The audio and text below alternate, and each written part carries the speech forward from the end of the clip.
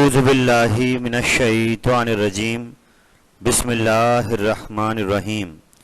Second year physics Karachi board science के तमाम students को खुशामदीद।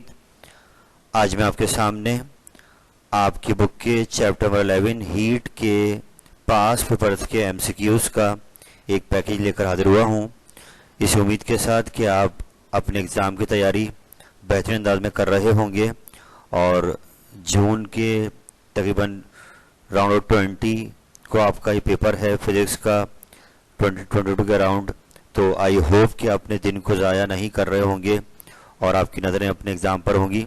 जैसा कि आप सबके इल्म में है कि कराची बोर्ड ने ईयर 2022 के लिए अपने पैटर्न को चेंज करा है एग्ज़ाम के, और इस बार आपके पेपर में 33 एमसीक्यूज़ आने वाले हैं। यानी सेक्शन ए आपका 33 मार्क्स का है। तो मैं कोशिश ये करूँगा कि जो सिलसिला आज से शुरू किया गया है आपकी बुक के तमाम 10 चैप्टर्स के वो तमाम एमसीक्यूज़ जो राउंड अबाउट 96, 97 जितने पेपर्स में, जितने ईयर्स में, जितने पुराने ईयर्स में आए हैं उनका पूरा एक पैकेज बनाऊं और आपका टाइम बचाऊं कि आप सर्च करने के बजाय जल्दी से इस पैकेज को देखकर अपने एमसीक्यूज़ को एक बेहतरीन अंदाज में कवर कर लें। तो मेरे इस पैकेज में तमाम पास पेपर्स में जो एमसीक्यूज़ आए हैं, जो मेरी नज़रों से गुजरे ईयर 96, 97 तक मैंने सर्च आउट करा है, तो उनको मैंने यहाँ पर पेश किया है इस उम्मीद के साथ कि आप इनसे भरपूर फ़ायदा उठाएंगे और ये सेक्शन ए हमारा इंशाअल्लाह ताला एग्ज़ाम में अच्छा होगा। याद रहे बेटे, चैप्टर 11 आपकी जो हीट का है ये किताब का सबसे बड़ा चैप्टर है जिसमें एमसीक्यूज़ ज़्यादा हैं। राउंड अबाउट 51-50 एमसीक्यूज़ जो है मैंने आज इस चैप्टर 11 में आपके लिए निकाले हैं। तो आइए, वक्त को ज़ाया बिल्कुल नहीं करना है, आप इनको बार बार दोहराइएगा, इनको अच्छे अंदाज में रेडी कर लीजिए ताकि एग्ज़ाम में अगर ये सवाल आते हैं तो इंशाअल्लाह ये आपके अच्छे हो जाएं। तो आइए अपने आज के इस सिलसिले का आगाज़ करते हैं।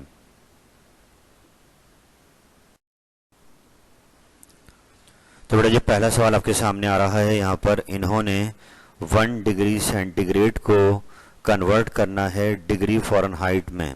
तो आपसे पूछा ये जा रहा है कि बताइए 1 डिग्री सेल्सियस में कितने डिग्री फ़ारेनहाइट होंगे। तो इसके लिए मेरे बेटे, जैसा कि आपको पता है, कन्वर्जन का एक फार्मूला है, टेम्परेचर्स के यूनिट्स हैं सेल्सियस, डिग्री फ़ारेनहाइट और केल्विन। तो ये फार्मूला जो मैं बता रहा हूँ इसको याद रखना है कि टेम्परेचर इन फ़ारेनहाइट, ये आपके सामने आ रहा है, is equal to 9/5 temperature in centigrade plus 32। इस फार्मूले को याद रखना है। ये फार्मूला आपको टेम्परेचर सेल्सियस में दिया जाए उसको लाके यहाँ पुट करें तो ये फ़ारेनहाइट में कन्वर्ट करके दे देगा। तो हमें सेल्सियस में यहाँ पे 1 डिग्री दिया हुआ है तो हमने यहाँ पे 1 रख दिया टीसी में। 9/5 का आंसर 1.8 आया। 32 से प्लस कराएंगे तो 33.8 डिग्री फ़ारेनहाइट, ये आपका लास्ट ऑप्शन मौजूद है। तो लास्ट ऑप्शन करेक्ट हो गया। सबसे पहले तो बात की समरी ये कि आप ये फार्मूला याद करें, it is the relation between Fahrenheit and degree Celsius. तो ये फार्मूला अगर याद रहेगा तो इंशाल्लाह कन्वर्जन का एमसीक्यू आता है एग्ज़ाम में, ये आपका सही हो जाएगा। इसको दोहराइए आराम से, हम चलते हैं आगे।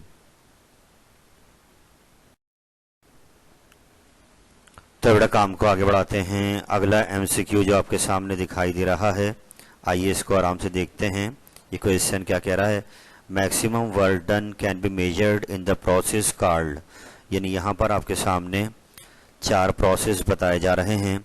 तो ये आपको याद आया होगा फर्स्ट लॉ ऑफ थर्मोडायनेमिक्स की 4 एप्लीकेशंस आपने पढ़ी हैं, जिसमें आपने आइसोबैरिक, आइसोकोरिक, आइसोथर्मल, एडियाबैटिक के नाम सुने हैं। तो इनमें से पिक करना है कि कौन से प्रोसेस में मैक्सिमम वर्क होता है। तो आपको याद आ गया होगा आइसोथर्मल प्रोसेस, यकीनन आपको याद आया होगा कि इसके अंदर हमने ये देखा था कि टेम्परेचर कांस्टेंट रहता है, इंटरनल एनर्जी का चेंज 0 जाता है, डेल्टा यू ज़ीरो से जो भी हम इंटरनल एनर्जी हीट सप्लाइड करते हैं उससे वो टोटल वर्क करता है, एनर्जी ज़ाया नहीं होती है। तो ये डेल्टा यू ज़ीरो की वजह से डेल्टा क्यू डेल्टा डब्ल्यू के इक्वल हो जाता है। तो यहाँ पर इन 4 में से आइसोथर्मल में क्या होगा, सबसे ज़्यादा वर्क होगा कि इसमें जो भी हीट सप्लाई की जाती है वो खाली वर्क डन में इस्तेमाल होती है। तो आई होप ये एमसीक्यू क्लियर हो गया होगा। हम चलते हैं नेक्स्ट पर। बेटा, अगला एमसीक्यू आ रहा है जो कि रिलेटेड है इंट्रोपी से। यहाँ पे चैप्टर 11 में आखिर में टॉपिक आएगा चेंज इन डिसऑर्डर। इसको हम लोग इंट्रोपी का नाम देते हैं कि ये टर्म है, रिलेटेड है हीट से। तो यहाँ पर इसका फॉर्मूला मांगा जा रहा है। तो याद रखो बेटा, इसका सिंबल होगा डेल्टा एस, ये एंट्रोपी का सिंबल है, और डेल्टा क्यू है हीट जो सप्लाई की जाती है या फिर जो है रिजेक्ट की जाती है, और टी टेम्परेचर। तो ये रिलेशन आपको याद रखना है। मैंने यहाँ पर ऐड कर दी है बात समझाने के लिए नीचे कि किसी थर्मल प्रोसेस में जब हम एंट्रोपी के चेंज की बात करते हैं तो वो क्या है, आपकी किताब में फॉर्मूला दिया हुआ है। ये रेशो है जो हीट हम सप्लाई करते हैं और जो टेम्परेचर बढ़ता है या कम होता है, इनकी रेशो को हम कहते हैं एंट्रोपी। तो यहाँ पर इस फॉर्मूले में एक बात ऐड कर लें कि प्लस माइनस में दोनों लगी होती हैं। यहाँ पर जब हम हीट ऐड कर रहे होते हैं तो ये एंट्रोपी कहलाती है पॉजिटिव, जब हम हीट रिजेक्ट कर रहे होते हैं एंट्रोपी कहलाती है नेगेटिव। तो यहाँ पर फॉर्मूला 4 में से सेकंड ऑप्शन करेक्ट है कि डेल्टा एस ये चेंज इन एंट्रोपी है, डेल्टा क्यू अपॉन टी। तो ये फॉर्मूले को याद रखें, बाकी 3 ऑप्शन गलत हैं। और नीचे ये साइन कन्वेंशन भी याद कर लें। जब हीट सप्लाई करेंगे तो एंट्रोपी पॉजिटिव आएगा चेंज, जब हीट रिमूव करेंगे तो इसमें एंट्रोपी का चेंज नेगेटिव आएगा। इसको याद कर लें। हम चलते हैं अगले पेज पर।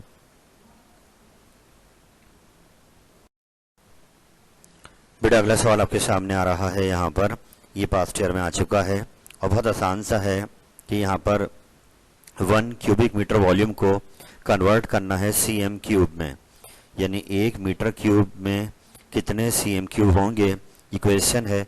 तो बहुत सिंपल है कि 1 मीटर में होता है कि 100 सेंटीमीटर होते हैं, यानी 10 की पावर 2। तो अब यहाँ पर अगर मीटर पे क्यूब लगा हुआ है तो हम इसको हटाकर जब सेंटीमीटर में लेकर जाएंगे तो उस पर भी क्यूब आएगा। तो हमने क्या किया कि 10 पावर 2 ये तो हो गए 100 सेंटीमीटर, क्योंकि मीटर पे क्यूब लगा हुआ है तो इस पर भी क्या लगा दिया क्यूब, जिसकी वजह से 2 3 ज़ा 6। तो 1 मीटर क्यूब में 10 की पावर 6 cm क्यूब होंगे। थर्ड ऑप्शन आपका करेक्ट है। आई होप ये MCQ आपको आसान लगा होगा। अगले पे चलते हैं। नेक्स्ट नंबर 5 सामने आ रहा है। यहाँ पे बोले CGS सिस्टम में हम हीट का यूनिट देखते हैं कैलोरी। सवाल ये कि 1 कैलोरी में कितने जूल होंगे।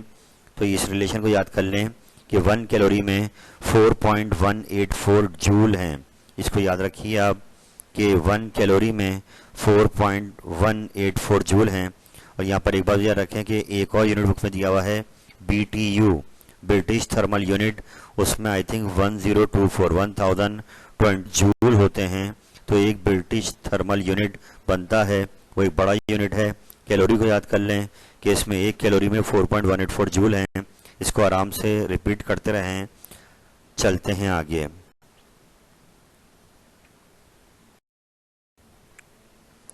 तो बेटा MCQ के इस पैकेज को आगे बढ़ाते हैं चैप्टर 11 में। अगला MCQ रिलेटेड है कार्नोट इंजन से, जिसमें हमने एफिशिएंसी का फॉर्मूला बनाया था। तो एज यू ने जो फॉर्मूला आया था वो यही था 1 माइनस T2 अपॉन T1। ये बाकी 3 ऑप्शंस में गलत हैं। T2 सिंक का टेम्परेचर है, T1 सोर्स का टेम्परेचर है। आपको फॉर्मूला याद आ गया होगा। एफिशिएंसी का फॉर्मूला ड्राइव किया था कार्नोट इंजन में हमने 1 माइनस T2 अपॉन T1। इसमें याद रखें 1 माइनस Q2 अपॉन Q1 भी लिखा जाता है। तो यहाँ बाकी ऑप्शंस क्या हैं गलत, पहला ऑप्शन करेक्ट है। आई होप क्लियर हो गया होगा। चलते हैं नेक्स्ट पर। बेटा अगला सवाल आपके सामने आ रहा है कि यहाँ पर डेफिनेशन आ रही है कि बताएं उस हीट को हम क्या नाम देंगे।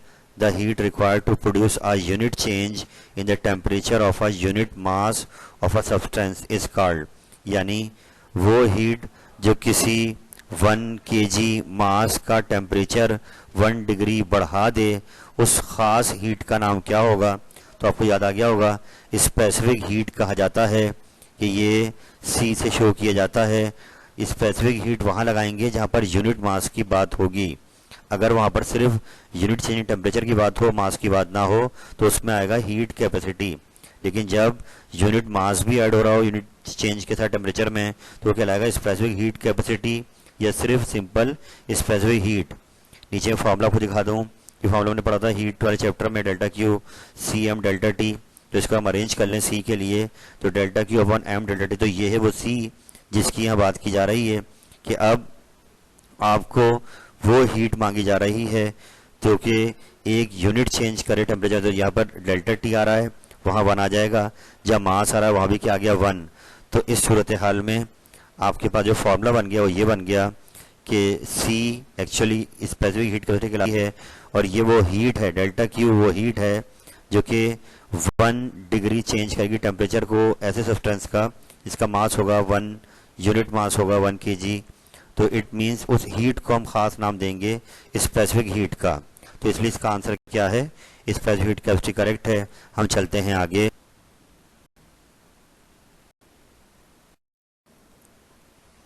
बेटा अगले सवाल पे सामने जा रहे हैं आपके। यहाँ पर ये रिलेटेड है, एक टॉपिक है आपका Cp minus C V equal to R, जो कि आपने चैप्टर 11 में पढ़ा है। और ये बिल्कुल वही डेफिनेशन पूरी आ रही है कि the difference of molar specific heat at constant pressure, जो कि ज़्यादा होता है, एंड एट कांस्टेंट वॉल्यूम, जो थोड़ा कम होता है, पर mole is called gas constant. Cp minus C V जो फॉर्मूला सबने पढ़ा हुआ है, इक्वल टू आर। तो इसको याद रखिए, ये ब्लैंक बहुत ईजी सी थी। हम चलते हैं नेक्स्ट पर, नंबर 9 की बात कर लेते हैं। Domestic pressure cooker is based on which process. वही फर्स्ट लॉ के 4 प्रोसेस नीचे आ रहे हैं। प्रेशर कुकर में एज यू नो कि ऊपर जो पिस्टन है उसको टाइट रखते हैं, अंदर जो हमारे सब्सटेंस है वो हीट हो रहे होते हैं, लेकिन ऊपर पिस्टन पे वर्क नहीं कर पाते क्योंकि पिस्टन को उन्हें फिक्स किया होता है। तो इट मीन्स हम ये कह सकते हैं कि आइसोकोरिक प्रोसेस पर प्रेशर कुकर वर्क करता है। ये हमें डायग्राम भी आपको दिखा देता हूँ। प्रेशर कुकर ये सामने आ गई है कि इसमें ऊपर पिस्टन हम लोग क्या कर देते हैं, टाइट कर देते हैं, जिसके अंदर जो भी हीट सप्लाई करते हैं वो खाली जो इंटरनल टेम्परेचर होता है, इंटरनल एनर्जी होती है, उसको चेंज कर रहा होता है, बढ़ा रहा होता है, लेकिन वो वर्क नहीं कर पाता।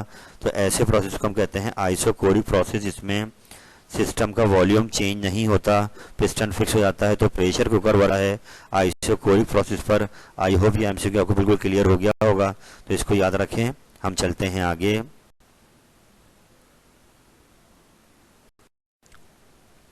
तो नेक्स्ट क्वेश्चन सामने आपके आ गया है, और एक बार फिर ये कन्वर्जन का एमसीक्यू लग रहा है कि टेम्परेचर दिया हुआ है आपको डिग्री फ़ारेनहाइट में, और क्वेश्चन ये कि बताएं केल्विन में कितना होगा। एब्सोल्यूट टेम्परेचर जब भी वर्ड आ जाए समझ जाएं केल्विन में टेम्परेचर मांग रहा है आपसे कि 212 डिग्री फ़ारेनहाइट में कितने केल्विन हैं। इसके बाद सिंपल तरीका ये है कि बेटा डायरेक्ट फार्मूला तो नहीं है कि आप डिग्री फ़ारेनहाइट से केल्विन में आ जाएं, तो आप पहले सेल्सियस में आएंगे, और ये रिलेशन याद रखना है कि temperature in centigrade equal to 5/9 temperature Fahrenheit -32, यानी कि ये रिलेशन से हम पहले फ़ारेनहाइट में टेम्परेचर रखकर सेल्सियस में निकालेंगे। जब वो सेल्सियस में आ जाएगा तो फिर केल्विन में जाएंगे। तो आप इस फॉर्मूले को याद रखें। हम गए TF हमें दिया हुआ 212, तो वहाँ 212 रख दिया, माइनस करा 32, 180 आ गया, 9 20 जी 180, तो 25 100। तो ये सेल्सियस में आ रहा है 100 डिग्री सेंटीग्रेड, मगर यहाँ ये जवाब केल्विन में मांग रहा है। तो आपको याद आ गया होगा कि टेम्परेचर केल्विन को TC प्लस 273 कि सेल्सियस टेम्परेचर 273 प्लस कर देंगे तो वो केल्विन में आ जाएगा, इसलिए 373 आंसर आ रहा है केल्विन में। सेकंड ऑप्शन आपका करेक्ट है। अब इसको आराम से दोहराइए। हम चलते हैं आगे। बेटा काम को आगे बढ़ाते हैं। यहाँ पर बहुत इजी सा एक एमसीक्यू है, लेकिन फर्स्ट ईयर में आ चुका है, बहुत इंपॉर्टेंट है कि अगर हम किसी मॉलिक्यूल, किसी सब्सटेंस के मॉलिक्यूल को देखें और उसकी तमाम एनर्जीज को प्लस कर लें, रोटेशनल, काइनेटिक, वाइब्रेशनल, जो भी एनर्जी वो कैरी कर रहा है, जब उसको प्लस करेंगे तो जो एनर्जी मिलेगी उसको हम क्या नाम देंगे, हीट एनर्जी। इस एमसीक्यू को याद रखें, तमाम एनर्जीज का सम क्या मिलेगा, हीट एनर्जी। एग्जाम में आ चुका है। हम चलते हैं नेक्स्ट पर। नेक्स्ट आ रहा है रूट मीन स्क्वायर वेलोसिटी से रिलेटेड गैस मॉलिक्यूल की बताएं। एब्सोल्यूट जीरो टेम्परेचर, नहीं केल्विन में अगर जीरो टेम्परेचर होगा तो उस पर VRMS का आंसर क्या आएगा। तो यहाँ पर एक न्यूमेरिकल हमने किया है जहाँ पर हमें टेम्परेचर मिलता था और VRMS मांगा जाता था। तो ये फॉर्मूला है जो आपके सामने नजर आ रहा है, √3 kT/m, क्योंकि यहाँ पे टेम्परेचर खुद जीरो दिया हुआ है। तो जैसे ही आप टेम्परेचर जीरो रखेंगे तो VRMS का आंसर भी क्या हो जाएगा, जीरो। इसलिए लास्ट ऑप्शन करेक्ट है। आई रिपीट माई वर्ड कि यहाँ जो टेम्परेचर आ रहा है ये केल्विन में रखना है। तो यहाँ जीरो ही दिया हुआ है तो डायरेक्ट रख के सभी जीरो हो जाएगा, इसलिए इसका आंसर क्या है, जीरो। हम चलते हैं आगे।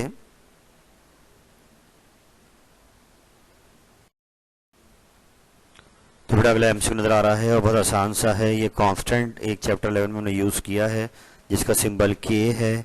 इसको हम यहाँ कहते हैं बोल्ट्जमैन कांस्टेंट, जो कि अभी पीछे आपने VRMS फॉर्मूला देखा था। तो K का सिंबल जो दिया हुआ बोल्ट्जमैन कांस्टेंट का, इसकी वैल्यू मांग रहा है।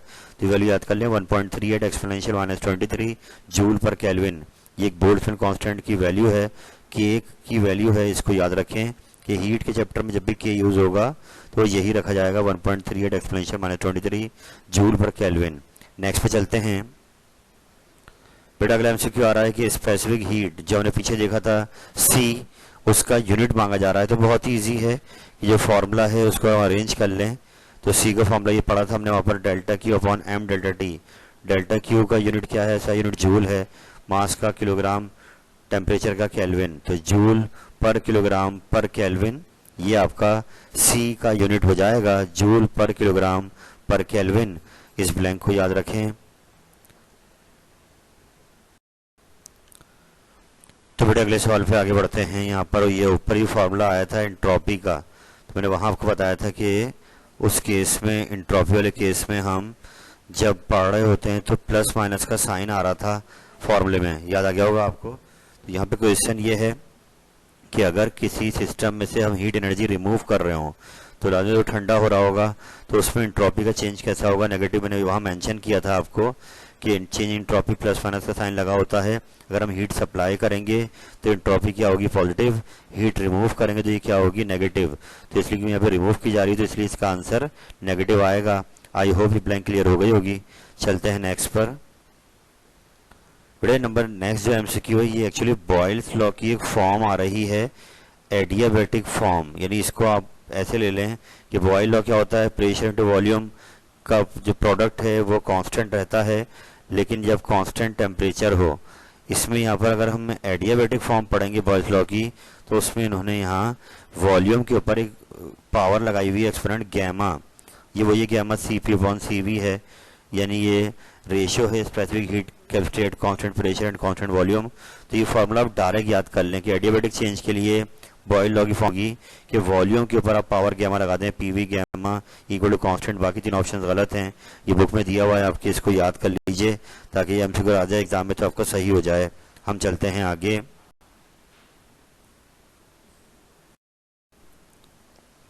बड़ा नेक्स्ट एमसीक्यू आपके सामने आ रहा है जहाँ पर ये एक टेम्परेचर की वैल्यू पूछ रहा है जिस पर सेल्सियस और फ़ारेनहाइट स्केल कॉन्साइड कर जाते हैं। इसकी मीनिंग ये है कि वो कौन सा टेम्परेचर जिस पर जो डिग्री सेल्सियस और डिग्री फ़ारेनहाइट के जवाब क्या हो जाए सेम, तो वो आंसर है -40 डिग्री। इसको आप याद कर लीजिए, यानी -40 डिग्री सेंटीग्रेड को कन्वर्ट करेंगे डिग्री फ़ारेनहाइट में तो -40 ही आएगा, और ऐसे -40 डिग्री फ़ारेनहाइट कन्वर्ट करेंगे सेल्सियस में तो -40 डिग्री सेल्सियस आएगा। तो -40 वो ख़ास टेम्परेचर है जहाँ पर सेल्सियस और फ़ारेनहाइट की वैल्यूज़ क्या रहती हैं, सेम रहती हैं। इसको याद रखिए। हम नेक्स्ट पर आ गए हैं। यहाँ पर ये रिलेटेड है लीनियर एक्सपेंशन से। आपने पढ़ा था formula beta equal to 3 alpha. तो यहाँ पर ये कह रहे हैं कि जो कोएफिशिएंट लीनियर एक्सपेंशन है यानी अल्फ़ा वो कितने टाइम है बीटा के। तो अब ये उल्टा हो रहा है, हमने पढ़ा था बीटा 3 अल्फ़ा, ये अल्फ़ा पहले आ रहा है तो ये हो जाएगा 1/3 बीटा। फॉर्मूला आपको याद आ गया होगा कि इस फॉर्मूले को उन्होंने अल्फ़ा के लिए अरेंज कर लिया तो 3 नीचे आके डिवाइड हो गया, तो ये आंसर आएगा 1/3। आई होप ये ब्लैंक क्लियर हो गई होगी। इसको आराम से दोहराइए। थोड़ा काम को आगे बढ़ाते हैं। आइसोबैरिक प्रोसेस की बात कर रहा है और ये फर्स्ट लॉ में 4 एप्लीकेशन जो आपने पढ़ी थी उसमें से एक एप्लीकेशन है। और आइसोबैरिक में आपको याद होगा कि इसमें वर्क होता है, कुछ कम वर्क होता है लेकिन वर्क होता जरूर है। हम जो हीट सप्लाई करते हैं उससे एनर्जी भी चेंज होती है और पिस्टन पर माइनर से वर्क भी होता है, तो उस वर्क की वैल्यू मांगी जा रही है। तो हमने वहाँ पढ़ा था कि P डेल्टा V कहलाता है work done, general gas equation से NR डेल्टा T हो जाएगा, या PV2 - V1। तो तीनों ही ऑप्शंस आपके वर्क डन को शो कर रहे हैं, इसलिए ऑल ऑफ दिस का ऑप्शन करेक्ट है कि आइसोबैरिक में वर्क डन होता है। हम चलते हैं नेक्स्ट पर। 20 पर आ जाए बेटा। तो 20 में यहाँ पर ये वॉल्यूम मांग रहा है कि बताइए ज़ीरो वॉल्यूम G किस टेम्परेचर पर हो जाएगा, यानी volume of a given gas at constant pressure. यानी यहाँ पे लग रहा है चार्ल्स का लॉ कि अगर प्रेशर कांस्टेंट होता है तो बताइए वॉल्यूम किस टेम्परेचर पर 0 आंसर देगा। तो यहाँ इशारा आपको याद रखना है, चार्ल्स लॉ ये कहता है कि वॉल्यूम का रिलेशन डायरेक्ट है टेम्परेचर के एट कांस्टेंट प्रेशर। तो यहाँ पर जब हमने प्रोपोर्शनल साइन को हटाया तो ये कांस्टेंट के आ गया। अब क्योंकि यहाँ पे टेम्परेचर रखना है तो हमें यहाँ पर जो -273 डिग्री सेंटीग्रेड दिया हुआ है ये 0 केल्विन को ही शो कर रहा है कि 0 केल्विन बराबर है -273 डिग्री सेंटीग्रेड के।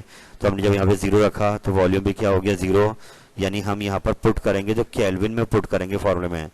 जब के वाले फॉर्मूला रखा जाएगा टेम्परेचर केल्विन में तो ये -273 केल्विन में क्या होगा 0, और यूँ 0 हो जाएगा वॉल्यूम।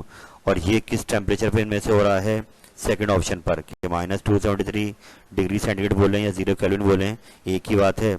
इसको आराम से आप दोहराइए।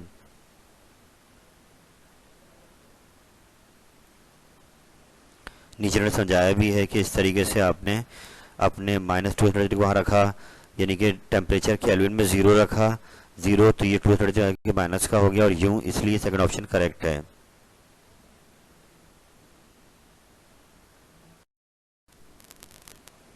तो बड़े अगला एमसीक्यू सामने आ गया है और ये रिलेटेड है वही प्रेशर इक्वेशन से जो हमने पढ़ा है चैप्टर 11 के अंदर, कि जो काइनेटिक थ्योरी ऑफ गैसेस के according absolute temperature of perfect gas is, तो आपको फार्मूला याद आया होगा कि ½ mv², ये काइनेटिक एनर्जी का फार्मूला बनाया था हमने, 3/2 kT के इक्वल आया था, जिससे रिलेशन शो कर रहा है कि काइनेटिक एनर्जी डायरेक्टली प्रोपोर्शनल है किसके, टेम्परेचर के। तो यही बात यहाँ लिखी हुई ऑप्शन में एक कि absolute temperature is directly proportional to the average translation kinetic energy of the molecules, इसलिए लास्ट ऑप्शन आपका करेक्ट है। इसको याद रखें कि प्रेशर इक्वेशन में हमने ये फॉर्मूला ड्राइव किया है बाद में, तो ये शो कर रहा है कि काइनेटिक एनर्जी डिपेंड कर रही है टेम्परेचर पर। बड़ा अगला एमसीक्यू एग्जाम में काफ़ी बार आ चुका है, नंबर 22, कि जब हम कार्नोट इंजन पढ़ते हैं तो बाद में उसका एक ग्राफ बनाते हैं जो प्रेशर वॉल्यूम के बीच में बनता है, और वो ग्राफ को जब हम कनेक्ट करते हैं उनका उसको, तो अंदर हमें एक एरिया मिलता है। तो वो चारों प्रोसेस के बाद जो एरिया में मिल रहा है, जितना बड़ा एरिया होता है उतना वो इंजन ज़्यादा एफिशिएंट होता है, अच्छा वर्क करता है। तो यहाँ यही बात पूछ रही है कि एरिया क्या शो कर रहा है, तो ये यूजफुल वर्क को शो कर रहा है कि वर्क डन जो इंजन ने करा वो एरिया जितना बड़ा होगा, उन चारों कर्व को मिलाकर जो बन रहा है एरिया, उतना उस इंजन की एफिशिएंसी ज़्यादा होगी, वो ज़्यादा वर्क करेगा। इस ब्लैंक को याद रखिए।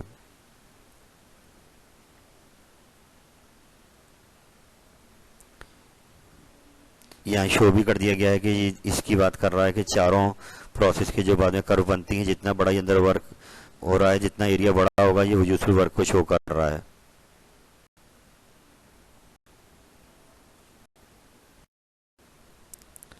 बेटे अगला क्वेश्चन आपके सामने आ रहा है, पास्ट ईयर में आ चुका है, बहुत आसान सा एमसीक्यू है कि एज यू नो हीट की डायरेक्शन होती है हॉट से कोल्ड में।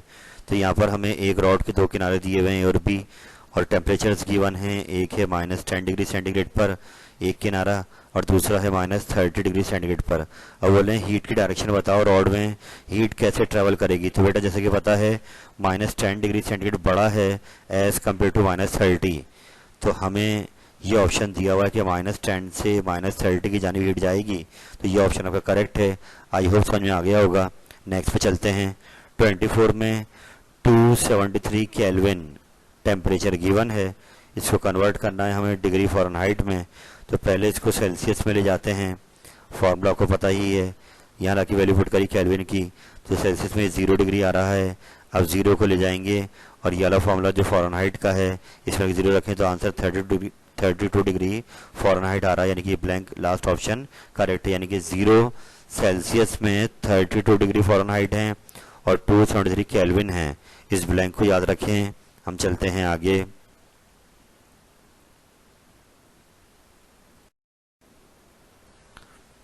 बेटा अगला सवाल 11 चैप्टर का आ रहा है, काइनेटिक एनर्जी पर मोल।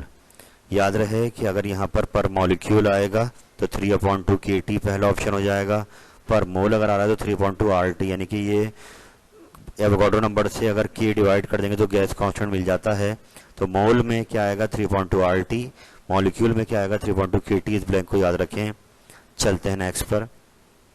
बेटा अगला एमसीक्यू सामने आ रहा है और यहाँ पे ये आपको यूनिट्स गिवन हैं कि बताएं हीट एनर्जी, नीचे दिए हुए 4 यूनिट में किसका यूनिट हीट एनर्जी का नहीं हो सकता, यानी कौन सा यूनिट हीट एनर्जी का नहीं हो सकता। तो बहुत आसान सा है, जूल हीट का यूनिट है एनर्जी का, बीटी ब्रिटिश थर्मल यूनिट मैंने बताया था 1024 जूल हैं, और कैलोरी में 4.18 जूल हैं। ये तीनों हीट के यूनिट हैं। केल्विन टेम्परेचर का यूनिट है, इसलिए केल्विन हीट एनर्जी का यूनिट नहीं हो सकता, इसलिए केल्विन का आंसर करेक्ट है। बेटा अगला एमसीक्यू आपके सामने आ रहा है और यहाँ पर ये कह रहे हैं the average internal energy of ideal gas, इसको हम कहते हैं टेम्परेचर। जो डेल्टा ई होता है इंटरनल एनर्जी, वो डिपेंड करता है टेम्परेचर पर। जैसे कि हमने देखा था काइनेटिक एनर्जी होती है, ये टेम्परेचर पर डिपेंड करती है, तो इसलिए एवरेज इंटरनल एनर्जी कहलाती है टेम्परेचर। इससे पहले याद होगा ब्लैंक आई थी सम ऑफ ऑल द एनर्जीज, तो वो होता है हीट एनर्जी। इसको याद रखें। 28 पे जा रहे हैं। अगर किसी सिस्टम में आप कोई हीट इंट्रोलीव नहीं कर सकते तो ऐसे प्रोसेस को हम क्या कहेंगे? एडियाबैटिक सिस्टम या एडियाबैटिक प्रोसेस, जिसमें से हीट अंदर बाहर नहीं जा सकती। 29 में क्या था? बहुत आसान सा है कि यहाँ पर कह रहे हैं कि अगर हम कार्नोट इंजन, आपने पढ़ा है उसकी एफिशिएंसी 1 - T2.T1, उसका टेम्परेचर कोल्ड बॉडी का सिंक का कम कर दें, यानी T2 को मज़ीद ठंडा कर दें, तो बताएं उससे एफिशिएंसी पे क्या फ़र्क पड़ेगा? तो बहुत आसान सा है।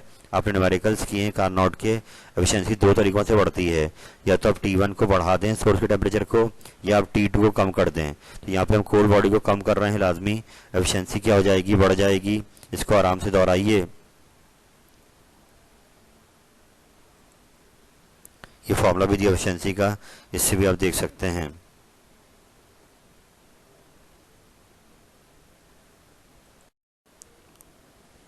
तो बेटा अगले सवाल पे चलते हैं, और ये रिलेटेड है आपके बॉयल्स लॉ से। जैसा कि आपको याद होगा कि कांस्टेंट टेम्परेचर बॉयल्स लॉ में रहता है, और यहाँ पे ये एक ग्राफ ड्रॉ कर रहे हैं बिटवीन वॉल्यूम एंड 1/P, और पूछ रहे हो ग्राफ कैसा आएगा। तो as you know, Boyle law में जो इन्वर्स रिलेशन होता है वॉल्यूम प्रेशर का, और ग्राफ बनता है कर्व। लेकिन यहाँ पर ग्राफ वॉल्यूम और प्रेशर का नहीं बन रहा है, बल्कि वॉल्यूम और 1/P का बन रहा है। तो इसमें उसके हेल्प के लिए बना दिया है कि बॉयल्स लॉ में वॉल्यूम और 1/P का ग्राफ कैसा आएगा? Straight line. अगर वॉल्यूम और पी का ग्राफ होता तो वो कर्व आता, क्योंकि इन्वर्स रिलेशन है। वॉल्यूम और 1/P का क्या है? डायरेक्ट रिलेशन है। इसी straight line is the correct answer. चलते हैं नेक्स्ट पर। बेटा अगला सवाल दोबारा ऐसा लग रहा है कि रिलेटेड है बिल्कुल किससे? बॉयल्स लॉ से ही, क्योंकि आइसोथर्मली का वर्ड आ रहा है कि यहाँ पर टेम्परेचर कांस्टेंट है और बॉयल लॉ में ही होता है। और अब आपको पता है कि बॉयल लॉ के अंदर प्रेशर और वॉल्यूम का इन्वर्स रिलेशन है। तो अब यहाँ ये हुआ कि कंटेनर लिया गया है आइडियल गैस का प्रेशर अभी है 1.5 atm। हमने क्या किया? उसको कंप्रेस करा और उसका वॉल्यूम जो है 1/4 कर दिया, यानी वॉल्यूम को 1/4 कर दिया। बॉयल लॉ को याद कीजिए, प्रेशर वॉल्यूम के इन्वर्स है। वॉल्यूम अगर 1/4 होगा तो प्रेशर 4 टाइम बढ़ जाएगा। तो अभी प्रेशर दिया हुआ 1.5 atm, जब इसको 4 से करेंगे मल्टीप्लाई तो 6 atm is the correct answer. इनके यहाँ लग रहा है बॉयल का लॉ, वॉल्यूम को 1/4 किया गया, यानी वॉल्यूम कम किया गया, प्रेशर क्या हो गया? बढ़ गया, क्योंकि इन्वर्स रिलेशन है बॉयल लॉ का। आई होप क्लियर हो गया होगा। यहाँ दिया हुआ भी है आपको सब चीज़ें आसानी के लिए। बेटा ये आगे बढ़ जाते हैं। अगला एमसीक्यू दोबारा CP - CV वाला फॉर्मूला याद आया होगा, उससे रिलेटेड है कि जैसे वहाँ देखा था आपने कि उनका डिफरेंस R के बराबर आ रहा था CP - CV का। तो molar heat capacity at constant pressure ज़्यादा होती है as compare to it constant volume. तो इसलिए यहाँ पर जब इनकी रेशियो बनाई जाएगी तो CP ऊपर होगा और CV नीचे होगा। और आपको पता है कि बड़ी क्वांटिटी ऊपर हो छोटी नीचे हो तो जवाब 1 से बड़ा आएगा। तो इसलिए इसका आंसर >1 करेक्ट है। ये आपको समझ में आ गई होगी बात। आई होप क्लियर हो गया। नेक्स्ट पे जा रहे हैं 33 पर। In an isothermal expansion the entropy of the system. तो बेटा याद रहे कि हम एक्सपेंड करते हैं तो हम हीट सप्लाई करते हैं तो वो एक्सपेंड हो जाता है। तो आइसोथर्मल एक्सपेंशन के अंदर एंट्रोपी ऑफ द सिस्टम क्या रहेगी? इंक्रीज हो जाएगी, क्योंकि हमने हीट सप्लाई की है सिस्टम को। तो यहाँ पर एंट्रोपी बढ़ेगी, एक्सपेंशन भी हो रहा है। तो आई होप क्लियर हो गया होगा। बेटे अगले सवाल पे सामने आपके आ गए हैं, और यहाँ पर यहाँ पर बात की जा रही है नियरली आइसोकोरिक प्रोसेस की। ऐसा प्रोसेस के अंदर हम चेंज इन वॉल्यूम सिस्टम का नहीं कर पाते, जीरो हो जाता है, वो कहलाता है आइसोकोरिक प्रोसेस।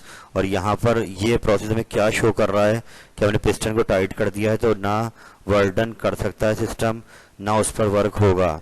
तो work done on and by the system is zero, क्योंकि हमने वहाँ पर उसका पिस्टन टाइट कर दिया है, वॉल्यूम चेंज नहीं होगा। तो आई होप ब्लैंक क्लियर हो गई होगी। 35 पर आते हैं। Boyle's law holds good for an ideal gas. तो बहुत इजी सा है, बॉयल लॉ के अंदर टेम्परेचर कांस्टेंट रहता है, तो isothermal process is the correct answer Boyle's law के लिए। नेक्स्ट पे जा रहे हैं 36 में। सेकंड लॉ ऑफ थर्मोडायनामिक्स आपने पढ़ाई है कि इसमें हमने देखा है कि कुछ ना कुछ हीट लाजमी सिंक को रिजेक्ट होती है। कोई भी इंजन हम आज तक ऐसा नहीं बना सके जो 100% एफिशिएंट हो, तो लाजमी जो हीट सप्लाई होती है वो 100% में कन्वर्ट नहीं होती, नॉट पॉसिबल। इसलिए यहाँ पर आंसर आएगा नॉट पॉसिबल। तो ये तीनों एमसीक्यू बड़े इंपॉर्टेंट है, एग्जाम में आए हुए हैं, इसको आराम से दोहराइए।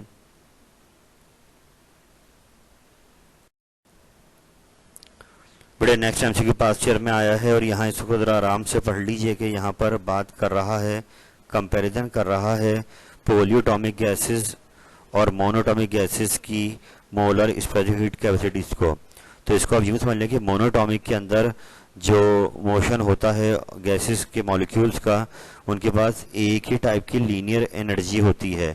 जब हम बात करते हैं पोलियोटॉमिक या डायोटॉमिक की, तो इनके पास वाइब्रेशनल रोटेशनल एनर्जीज भी होती हैं, तो इनको ज़्यादा एनर्जी रिक्वायर होती है। तो इसलिए हम कह सकते हैं कि इनकी मोलर हीट कैपेसिटी पोलियोटॉमिक की क्या होगी, ज़्यादा as compare to monatomic gases. इसलिए ग्रेटर इसका ऑप्शन करेक्ट है। अब इसको आराम से दोहराइए। नेक्स्ट एमसीक्यू बेटा आ रहा है पास्ट ईयर में, थर्मोस्टेट। नाम सुना हुआ है आपने, इस तरी में लगता है ये। Thermostat is a device use to keep temperature constant, यानी कि ये क्या करता है, जब इससे ज़्यादा गर्म हो जाती है तो कांटेक्ट ब्रेक कर देती हैं दो प्लेट्स आपस में मेटल की, और यूं सर्किट ब्रेक हो जाता है। जब दोबारा ठंडी जाती है तो रीगेन कर लेते हैं कांटेक्ट, वो दोबारा गर्म होने से जाती है। थर्मोस्टेट टेम्परेचर को कांस्टेंट रखता है। 39 में दोबारा इसी से रिलेटेड आया एक्सपेंशन से कि आप bimetallic thermostat works on the principle of. तो बाईमेटालिक थर्मोस्टेट जो यानी हम जहाँ दो अलग अलग मेटल की पट्टियाँ लगाते हैं, उसकी वजह ये होती है कि उन दोनों का अल्फा अलग अलग होता है, एक ज़्यादा एक्सपेंड होता है, एक कम एक्सपेंड होता है, तो इसलिए वो कॉन्टेक्ट ब्रेक हो जाता है। डायग्राम में दिखा देता हूँ आपको कि इस तरीके से कॉपर और ब्रास दोनों का अल्फा अलग अलग है, इसलिए दोनों एक्सपेंशन क्या होती है, अलग अलग। या इसको आप यूँ ले लीजिए कि इस तरीके सर्किट ब्रेक हो जाता है, बाद में दोबारा कांटेक्ट कर लेता है, तो डिफरेंशियल लीनियर एक्सपेंशन इसमें आएगा। इस ब्लैंक को याद रखें।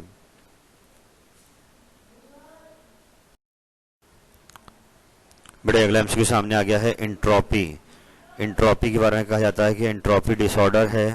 तो entropy has been called disorder because कि यूनिवर्स की जो एंट्रोपी है वो हमेशा इंक्रीज कर रही है। इसको आप यूँ ले लीजिए कि नेचुरल प्रोसेस में जो चेंज इन एंट्रोपी वो हमेशा पॉजिटिव रहता है कि आपकी ओजोन लेयर डिस्टर्ब हो रही है और आहिस्ता आहिस्ता हम डेथ की जानिब बढ़ते जा रहे हैं। तो ये एंट्रोपी यूनिवर्स की इंक्रीज कर रही है, यानी डिसअवेलेबिलिटी ऑफ एनर्जी कम होती जा रही है, यानी यही कह लें अवेलेबिलिटी ऑफ एनर्जी कम होती जा रही है, जिसको हम कहते हैं डिसऑर्डर। तो ये आहिस्ता आहिस्ता टाइम के साथ साथ एंट्रोपी बिगाड़ जो है बढ़ता जा रहा है। नेक्स्ट एमसीक्यू 41, ये तो बहुत सिंपल सा है, दोबारा वो इसी से आ गया है, किससे, बॉयल्स लॉ से, कि वॉल्यूम को आपने क्या कर दिया है जी, वॉल्यूम को आपने डबल कर दिया है, टेम्परेचर चेंज नहीं कर, जो प्रेशर क्या हो जाएगा, हाफ हो जाएगा। बहुत इजी सा एमसीक्यू है, आराम से दोहराइए। नेक्स्ट वाला आ गया है, दोबारा रिलेटेड है किससे, प्रेशर इक्वेशन से। The pressure exerted by the gas molecule on the wall of vessel increases if. तो ये आपको पता ही है कि जब किसी हम गैस को कंटेनर में रखते हैं तो गैस के मॉलिक्यूल उसके वॉल से कोलाइड करते हैं और प्रेशर को बढ़ाते हैं। तो अगर हम कोलिजन को इंक्रीज कर देंगे तो इससे प्रेशर में और इजाफा हो जाएगा, तो इट मीन्स प्रेशर बढ़ जाएगा अगर हम कोलिजन को बढ़ा दें विद द वॉल्स। बेटे अगला सवाल आपके सामने आ रहा है जो पास्ट ईयर में आ चुका है, कि इसमें यहाँ पर प्रेशर वॉल्यूम की डायग्राम आपको गिवन है और इसमें बोल रहे हैं कि कौन सा चेंज दिखाया जा रहा है। तो आप डायग्राम पे गौर करें तो यहाँ पे ग्राफ बन रहा है प्रेशर वॉल्यूम का, और वॉल्यूम एक्स एक्सिस पे चल रहा है, वॉल्यूम रिमेन्स अनचेंज। आप देखें खाली प्रेशर में इंक्रीज आ रहा है, वॉल्यूम आपका एक्स एक्सिस पर फिक्स है, तो वॉल्यूम चेंज नहीं हो रहा था। ये कौन सा प्रोसेस है, आइसोकोरिक। बहुत सिंपल सा है कि आइसोकोरिक के अंदर हम पिस्टन कांस्टेंट कर देते हैं और फिक्स कर देते हैं, तो इससे वॉल्यूम चेंज नहीं होता। तो इस पैटर्न को याद रखिए, एग्जाम में आ चुका है सवाल। नेक्स्ट पे जा रहे हैं, हीट का ऐसा यूनिट जूल होता है। नेक्स्ट पे net change in entropy system ने नेचुरल प्रोसेस मैंने पीछे भी डिस्कस किया, ये पॉजिटिव रहता है, इसको याद कर लीजिए।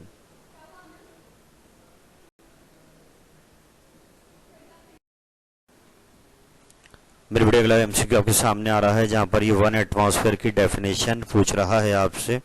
तो ये पुराने ईयर में एमसीक्यू आ चुका है, इसको देखिए कि 1 एटमॉस्फेयर ऑफ प्रेशर होता है जो कि मरकरी का कॉलम एग्जर्ट करता है जब वो 76 सेंटीमीटर हाई होता है और टेम्परेचर 0 डिग्री सेंटीग्रेड हो, तो उस वक्त जो प्रेशर वो एग्जर्ट करेगा 1 एटमॉस्फेयर कहलाता है। इस ब्लैंक को याद कर लीजिए।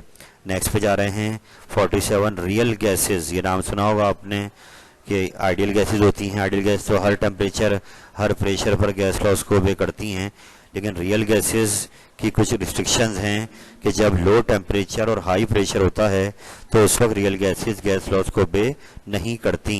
यानी पता चला कि ब्लैंक चेंज होकर भी आ सकती है कि रियल गैस कब गैस लॉस को ओबे करती है, कब वो आइडियल गैस बनती है। तो वो होगा हाई टेम्परेचर लो प्रेशर पर वो आइडियल गैस बन जाती है, लेकिन लो टेम्परेचर हाई प्रेशर पर वो गैस लॉस को ओबे नहीं करती। इस ब्लैंक को आराम से रेडी कर लीजिए।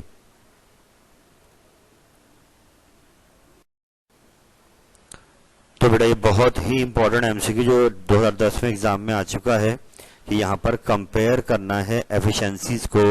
दो अलग अलग इंजन्स दिए हुए हैं, एक का नाम ए है, एक का नाम बी है, और उनकी एफिशिएंसीज हम निकालेंगे और उससे अंदाज़ा होगा कि कौन ज़्यादा एफिशिएंट है।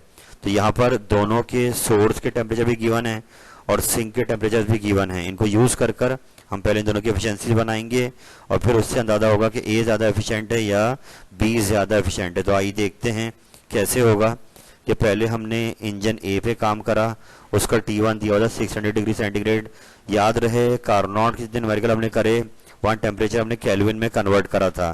तो जब भी आप एफिशिएंसी निकालेंगी या निकालेंगे तो उसमें एग्जाम्पल बुक में दी हुई है कि आप लाजमी पहले टेम्परेचर केल्विन में लेकर जाएंगे। तो यहाँ डिग्री सेल्सियस को कन्वर्ट करा है केल्विन में।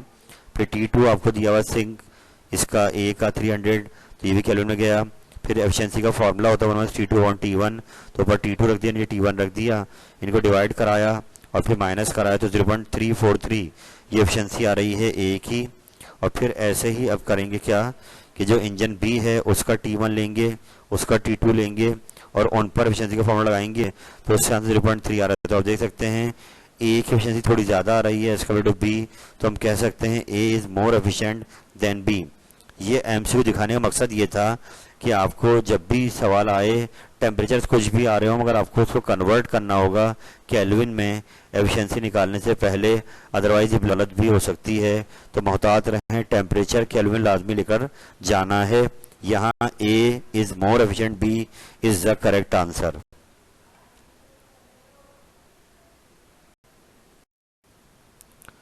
तकरीबन हम अपने लास्ट पर आ गए हैं बेटा। ये नेक्स्ट एमसीक्यू बहुत पुराने ईयर में आ चुका है एग्जाम में। यहाँ कह रहे हैं कि if a substance contracts on freezing such as wax की बात कर रहा है, तो हम अगर मज़ीद उसका एक्सटर्नल प्रेशर बढ़ाते हैं तो उससे उसके फ्रीजिंग पॉइंट पर क्या फ़र्क पड़ेगा। तो इसको आप यूँ ले लीजिए कि वैक्स तो आपको पता है कि फ्रीज हो रहा है, कॉन्ट्रैक्ट हो रहा है, और अब अगर उस पर मज़ीद आप प्रेशर बढ़ाएंगे तो उससे मॉलिक्यूल्स और टाइटली बाउंड हो जाएंगे, करीब आ जाएंगे। तो उससे जो उसका फ्रीजिंग पॉइंट है जो पहले बहुत नीचे जाके बन रहा था वो थोड़ा अब बढ़ जाएगा क्योंकि वो पहले ही फ्रीज हो जाएगा, ज़्यादा नीचे जाने की ज़रूरत नहीं है। उनको एक्सटर्नल प्रेशर मिल रहा है, वो उसको यूज़ करते हुए उसको पहले ही फ्रीज कर लेंगे तो इतना लोअरिंग फ्रीजिंग पॉइंट पे नहीं जाएगा, उसका फ्रीजिंग पॉइंट यहाँ पर बढ़ जाएगा। ऐसे ही ब्लैंक अब दोबारा आई और ये अब वाटर की बात कर रहा है कि यानी कि पहले वैक्स की बात कर रहा था, वाटर की बात कर रहा था। वाटर के बारे में कह रहा है कि अगर हम उसका एक्सटर्नल प्रेशर बढ़ा देते हैं तो उसकी फ्रीजिंग पॉइंट पे क्या फ़र्क पड़ेगा। तो एज यू नो वाटर का फ्रीजिंग पॉइंट आपके पास 0 डिग्री सेंटीग्रेड पे वाटर फ्रीज होना शुरू हो जाता है। तो यहाँ पर सिचुएशन ये है कि आपको उन्होंने एक्सटर्नल प्रेशर और बढ़ा दिया। जब एक्सटर्नल प्रेशर आप बढ़ा दिए तो वाटर के मॉलिक्यूल को कंबाइन होने में बहुत ज़्यादा एनर्जी चाहिए होगी क्योंकि उनका प्रेशर बढ़ गया है, तो उसको फ्रीज होने में मज़ीद दिक्कत होगी।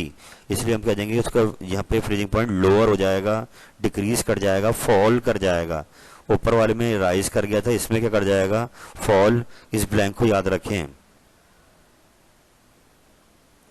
51 भी एग्जाम में कई बार आ चुकी है कि इंटरनल एनर्जी आइसोथर्मल प्रोसेस के अंदर कैसी रहती है। तो रिमेन्स कांस्टेंट, इसका ताल्लुक टेम्परेचर से है और आइसोथर्मल में टेम्परेचर कांस्टेंट रहता है, तो इसलिए इंटरनल एनर्जी सेम रहेगी, कांस्टेंट रहेगी ड्यूरिंग आइसोथर्मल प्रोसेस।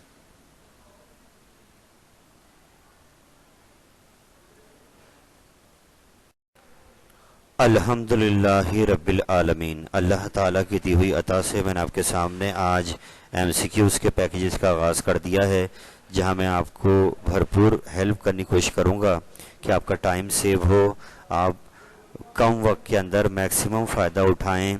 ये तमाम एमसीक्यू जो मैंने इस पैकेज में डाले हैं ये पास्ट ईयर्स में आए हुए हैं, कोई एक एमसीक्यू ऐसा नहीं बेटा जो पेपर में ना आया हो। तो they all are very very important. आप इनको बार बार दोहराते रहिए, इंशाअल्लाह ताला चैप्टर 11 से सिलेक्शन एमसीक्यूज़ की होगी। वो अगर आपने इनको अच्छा कर लिया, समझ के कर लिया, तो इंशाअल्लाह आप अपने एमसीक्यूज़ अच्छे कर लेंगे। आपको इस बार सेक्शन ए की फ़िक्र करनी होगी। 33 एमसीक्यूज़, 33 मार्क्स बहुत क्रूशल हैं, आपके कैरियर को चेंज कर सकते हैं, आपकी ड्रीम्स को ट्रू कर सकते हैं। तो let's go for it. Chapter 11 आ गया है। ऐसे इंशाल्लाह अल्लाह ताला ने इजाज़त दी, सेहत रही भरपूर, तो मैं कोशिश करूंगा भरपूर कि पेपर से पहले पहले तमाम चैप्टर्स के एमसीक्यूज़ इस अंदाज में आपको पेश कर दूं, ताकि आपके मैक्सिमम एमसीक्यू एग्ज़ाम में सही हो जाएं, सिक्योर हो जाएं और वो आपके नंबर सेफ हो जाएं। आज के लिए इतना ही रखते हैं, इस उम्मीद के साथ कि आप इनको बार बार दोहराएंगे।